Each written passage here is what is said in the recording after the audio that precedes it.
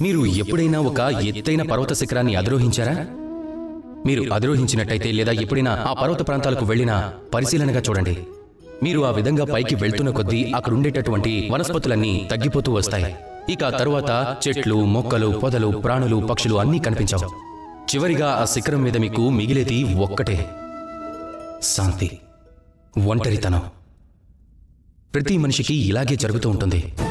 ఎవరైతే ఆత్మవికాసం వైపుగా ఎదుగుతూ వస్తారో, జీవన శిఖరాన్ని అధిరోహించాలి అనుకుంటారో, వారికి ఏకాంతం ఎంతైనా అవసరమవుతుంది.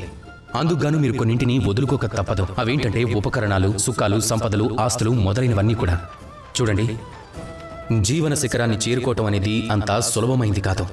అత్యంత కఠినమైన మార్గం అది. అయినా మీరు దాన్ని చేరుకోవాలనుకుంటే కనుక అప్పుడు మీకు త్యాగం చేసే లక్షణాన్ని పెంచుకోవాల్సి ఉంటుంది. త్యాగం యొక్క గొప్పతనాన్ని అర్థం చేసుకోవాలి.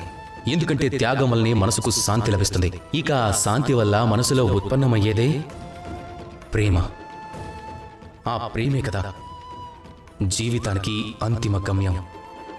కనుక మీరు కూడా నాతో ప్రేమగా పలకండి, రాధాకృష్ణ.